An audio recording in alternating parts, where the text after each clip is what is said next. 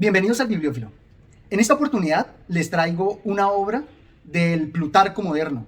Se trata de Emil Ludwig, que siempre nos trae obras bastante entretenidas, porque sus biografías son biografías noveladas, son muy entretenidas, y él siempre trata de armarlas como una obra dramática, dividida en 5 actos.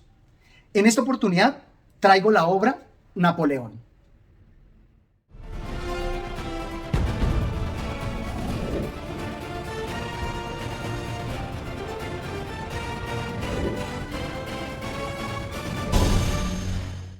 Me gustan mucho las obras de Emil Ludwig porque en sus biografías él permite que los propios protagonistas sean quienes hablen a través de las cartas que dejaron, a través de los documentos oficiales.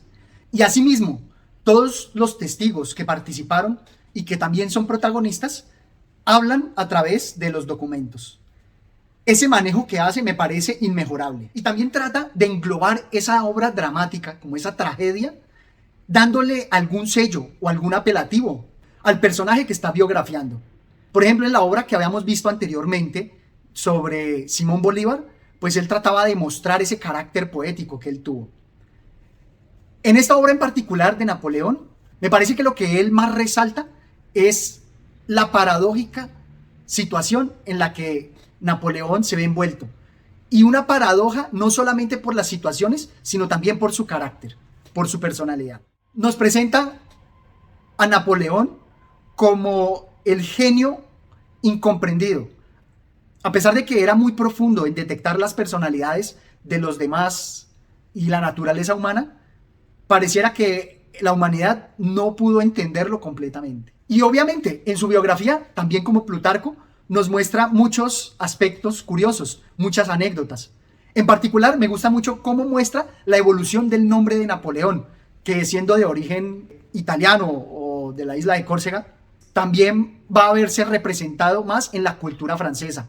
Y por eso va a pasar de Napoleone Bonaparte a llamarse sucesivamente Napoleón, ya no Bonaparte, sino Bonaparte, y ya no Napoleone, sino Napoleón, como lo conocemos, y con sus variados títulos de emperador. En particular me gustó mucho el postscriptum que deja en la obra, porque trata de englobar todas estas contradicciones, obviamente ya amparado en toda la biografía que nos contó. Es una forma muy didáctica que él tiene de mostrarnos la historia de este gran personaje histórico. No voy a extenderme porque realmente es una obra bastante gruesa y compleja, pero voy a resaltar más bien esos aspectos contradictorios donde él nos lo presenta. Dentro de esos rasgos contradictorios salta a la vista que siendo un hombre conocido por haber hecho la guerra, él no hacía más que hablar de la paz. Más tarde se vuelve más categórico aún. La guerra es un anacronismo. Las victorias se ganarán un día sin cañones y sin bayonetas. Quien pretenda turbar la paz de Europa quiere la guerra civil. Así hablaba Napoleón, hombre de guerra. Y como les mencionaba, él aquí nos presenta esos rasgos donde nos deja que hable el propio protagonista, Napoleón, contándonos esos aspectos. Pero también él lo va enlazando en su biografía novelada de una manera que la historia está muy bien contada, muy bien estructurada y hace que sigamos cada una de los hechos históricos como siguiendo una tragedia. En particular esta contradicción que siendo un hombre formado en la guerra, un militar, abogaba mucho por la paz y casi que fue más estadista que militar. Sin embargo, lo conocemos más por las guerras, que fue su aspecto distintivo. Y por eso se nos presenta aquí este siguiente pasaje que resalta eso. Se figura que he hecho mis conquistas con los puños, y más adelante. Así defiende Napoleón su obra desde su augusta morada en aquella roca perdida en medio del Atlántico, y con un ademán regio designa el haz multiforme de sus actividades: carreteras, fábricas de azúcar, diamantes de la corona e iglesias católicas. Todo ello revuelto y en montón. Previendo las críticas de la historia, él sabe ya perfectamente a qué atenerse sobre sí mismo, aunque la posteridad deba tardar casi un siglo antes de empezar a ver en él algo más que el genio militar, cuya gloria, como él dice, viniera a oscurecer el fracaso de Waterloo. Y me parece muy importante estos aspectos porque realmente el genio de Napoleón se veía no solamente en el aspecto militar y como estadista, como regente y emperador de Francia, sino también en todo el manejo que dio de las artes, del conocimiento y de la cultura. Todos esos aspectos bastante importantes y que de alguna manera le dejó su herencia a Francia. Y por eso Francia pues tiene el Museo del Louvre con todas esas grandes obras que presenta y también los Arcos de Triunfo, toda esa estructuración de París que es el sello inconfundible de Napoleón. Precisamente hablando de la posteridad, es un aspecto bien importante porque este personaje, vamos a encontrar una paradoja en donde él, pensando en la historia, luego cuando se ve encerrado y constreñido en la isla de Santa Elena, pues va a tener la oportunidad de pensar y reflexionar sobre su legado, sobre lo que deja para la posteridad. Es, digamos, este aspecto paradójico en que en el ir y venir de las actividades no tuvo tiempo para reflexionar. Y después, cuando tuvo tiempo para reflexionar, pues ya pudo medir el impacto grande que su obra dejó. Y de alguna manera ahí disfrutar realmente de la felicidad de lo que vivió y también de la tristeza de las cosas que pues dejó sin hacer. Como el futuro no le reserva ya nada, se vuelve hacia el pasado, escudriñando ansiosamente sus más íntimos repliegues. Puede asegurarse que jamás hombre alguno sometió su propio ser a una indagación semejante. La tensión de su espíritu en estos momentos era sin duda mayor que la experimentada en la misma mañana de Austerlitz y durante las horas más críticas transcurridas en el Consejo de Estado. Nuevo Prometeo encadenado por haber deseado la felicidad humana, ya no puede sino lamentarse y vivir del pasado.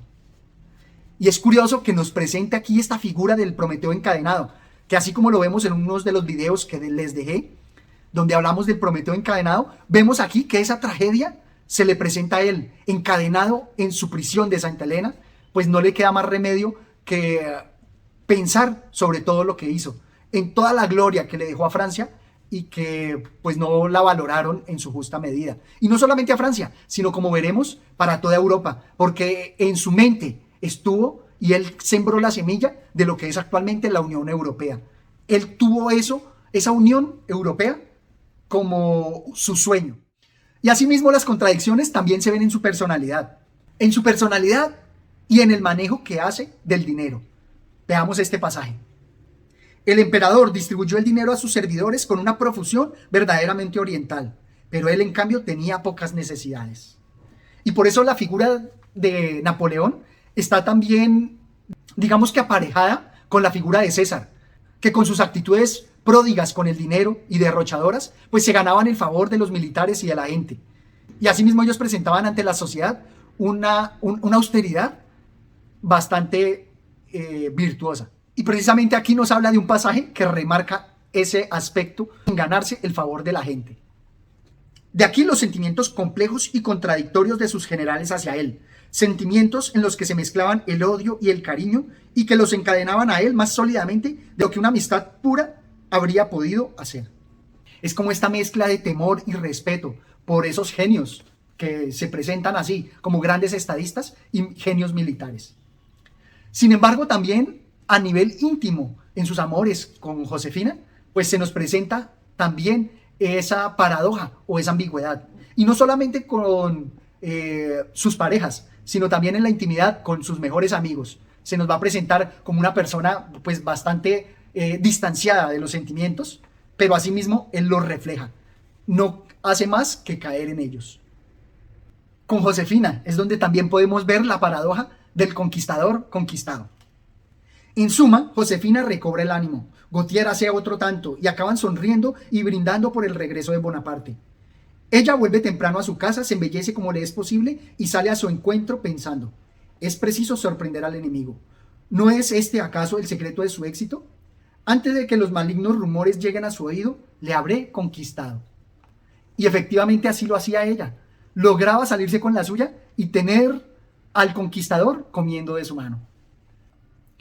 Y es un aspecto bastante curioso como Émile Ludwig nos presenta a Bonaparte, que nacido de la revolución va a estar en la contradicción entre lo que es el amor al pueblo y también el amor a la aristocracia a la cual quiso pertenecer. ¿Por qué no puede casarse con la condesa Waleska a la que ama? ¿Por qué no escoge a una francesa? ¿A una hija cualquiera de aquellos héroes entre los que compartiera unos cuantos reinos? haber revolucionado el mundo, colocado 2 coronas sobre su frente, hecho esperar a reyes auténticos en su antecámara, arrojado a uno de esos reyes para colocar en su lugar al hijo de un hostelero y terminar separándose de una compañera amada para conformarse a las costumbres del siglo, costumbres que él mismo había derribado como un semidios. Y es que es un aspecto que Emile Ludwig recalca, y es el apego de Bonaparte como un burgués. Tal vez si la revolución de los tiempos no lo hubieran llevado a eso, él tal vez hubiera sido nada más un militar perfectamente acomodado a la rutina para ser un pequeño burgués y vivir de sus rentas. Acá tenemos un aspecto bastante elocuente de esas contradicciones. En cambio, el emperador cuidaba de que una igualdad absoluta reinase en el ejército, fiel en esto hasta el fin a los principios de la revolución. Nadie obtenía ascensos sin merecerlos, y si hizo excepciones para con sus hermanos, no temía, por más reyes que fuesen, el reprenderlos. Entonces tenemos aquí esa contradicción, que buscaba una gestión del Estado bastante eficiente, pero aún así cayó en el nepotismo y el despotismo del poder imperial. Distribuye títulos de príncipes, de conde, de duque, no ya para recompensar particularmente a tal o cual de sus mariscales, ministros o senadores, sino para que sus hijos y nietos, bribones tal vez, vagos enriquecidos, petimetres degenerados, gocen nuevamente de aquellos privilegios por cuya abolición corriera tanta sangre. Él, un hijo de la revolución, perpetuando a su familia en la aristocracia que la revolución estaba luchando. Qué paradoja tan elocuente. Y que me gusta mucho como Emile Ludwig lo presenta, porque prácticamente estos errores son los que le van a costar el poder a Napoleón. Qué gran explicación esta que se nos presenta con respecto a los ideales de Napoleón. En algo nos explica sus dilemas. Para él el orden es sinónimo de igualdad, pero no de libertad. Su dictadura solo retendrá una de las 2 conquistas de la revolución. A pesar de las apariencias y salvo algunas excepciones, Napoleón respetará siempre la igualdad. Pero, ¿y la libertad? ¿Qué es la libertad? El hombre civilizado, como el salvaje, necesita un amo, un mago que tenga a raya su imaginación y lo someta a una severa disciplina, que le ponga un freno y le impida morder intempestivamente, que le corrija cuando sea preciso. El hombre está hecho para obedecer, no merece otra cosa y no tiene ningún derecho. Estas palabras podrían recriminársele, porque obviamente suprimió la libertad, pero con el ideal de la igualdad también logró grandes beneficios para la humanidad. Por eso, digamos que el Código Civil que él planteó es la base fundamental de los códigos civiles modernos. Y con respecto al poder y el manejo del poder, veamos esta enorme paradoja que se nos plantea en su carácter. A pesar de todo su poderío, es esclavo de ese otro poder cuyos favores busca de continuo, la opinión pública. Ella es quien le impide hoy reconciliarse con su hermano, reconocer a sus hijos, casarse con la mujer que ama. Su debilidad apenas se esconde tras la afirmación de su fuerza omnipotente. Y es que Ludwig nos presenta a este personaje también como, a pesar de estar rodeado de tanta gente, como un personaje enormemente solitario. Es una complejidad digna de estudio para los psicólogos. Es de una profundidad encomiable. Su amor propio se manifiesta en la lucha con Francia, lo mismo que en la lucha con la nobleza, pues realmente no formó parte de ambas, sino de un modo condicional. Así como perteneciente a la nobleza, pero no a la mejor, jamás pudo dejar de criticar las pretensiones nobiliarias. Como francés de nacionalidad, pero no de nacimiento, su pasión por Francia será siempre irritable y celosa. A ambas venció, y Francia como la nobleza estuvieron a su merced, pero jamás se sintió seguro de una ni de otra. Creo que con este pasaje se resume todas las ambigüedades y paradojas que nos presenta este personaje. Estuvo sometido a muchas fuerzas y digamos que se nos presenta su tragedia en esos dilemas personales, en cómo armonizar sus pretensiones de nobleza con el ideal que lo llevó al poder de la Revolución Francesa. Cómo armonizar el poder del pueblo con el poder que él quiere perpetuar en sus hijos con su dinastía. Todo eso me parece enormemente profundo y muy bien manejado en la biografía de Emile Ludwig. Aquí es donde se nos presenta la profundidad de esa soledad. Y sin embargo, como dejan traslucir esas frases de la soledad del hombre omnipotente, Esa tercera carta, hábilmente redactada, logra su objeto, pero nos permite descubrir el trágico destino de este hombre, que por obediencia a la ley que a sí mismo se ha impuesto, sacrifica su humana felicidad a su monomanía heroica. Con las manos a la espalda, va y viene por el suntuoso palacio, presa de una sorda tristeza. Siempre solo, viviendo desde hace meses lejos de toda mujer, se halla de pronto enamorado y nervioso. Y es que la soledad que Emil Ludwig nos destaca de Napoleón no es solamente la soledad en sus relaciones personales, que de alguna manera, por ser tan poderoso, podría aislarse, sino también en todas las relaciones políticas, porque buscando siempre con quién aliarse para de pronto quitarle algo de poder al Imperio Británico, pues nunca tuvo las coaliciones que quiso, no pudo asociarse de la manera que hubiera deseado con Rusia o con Austria o con los prusianos. Realmente siempre estuvo buscando alianzas, pero nunca se le dieron. De alguna manera la nobleza lo despreciaba, lo excluían. Y por eso aquí se nos dice así: ¿a quién podría sorprender que el despreciador de los hombres se vea abandonado por los hombres? ¿Y que aquellos soldados que él ha hecho príncipes prefieran sus principados a la muerte del soldado? ¿Y que una mujer de la más antigua casa reinante, casada a la fuerza con un advenedizo, le reniegue y vuelva a los Habsburgos? ¿Y que sus hermanos, a los que tanta confianza ha demostrado, no piensen más que en sí mismos en el momento de la catástrofe, en vez de socorrer a quien todo lo deben? Estas frases tan profundas nos muestran la tragedia humana de este poderoso, que al final pues estuvo solo y excluido. Y por eso, en propias palabras de Napoleón, tenemos esto tan desgarrador: estas gentes no tienen corazón ni entrañas. Más vencido estoy por el egoísmo y la ingratitud de mis hermanos de armas que por la misma suerte. Es horrible. Ahora todo está consumado.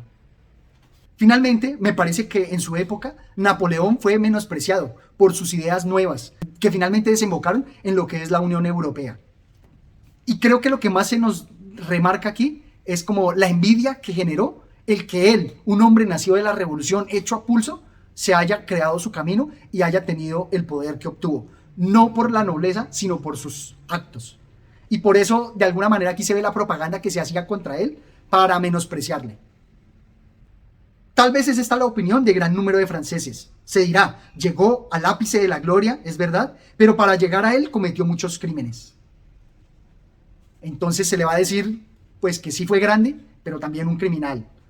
Qué manera de menospreciar su obra. Y por eso Napoleón se defiende así: no es un puñado de nobles o de ricos los que hacen una nación, sino la masa del pueblo. Pero en cuanto el populacho se apodera del poder, se adjudica el nombre de pueblo, muy al contrario de cuando es vencido, en que se ahorca a unos cuantos miserables, a los que se trata de ladrones y de sediciosos. Así está hecho el mundo: populacho, ladrones, sediciosos o héroes, según el resultado del combate. Esto nos lleva también a las reflexiones que hablábamos, que el fin podría justificar los medios, o así es como la sociedad lo ve. Aunado, digamos, a las obras que analizábamos de Extramuros, o inclusive al video que hicimos sobre Crimen y Castigo, donde Dostoyevsky precisamente se inspiró en la personalidad y en la tragedia de Napoleón para exponer la teoría del poder, mediante la cual hizo hablar a Raskolnikov y mostraba que la diferencia finalmente está en los resultados. Esto es todo cuanto tenía por compartir con ustedes y espero que me dejen sus comentarios.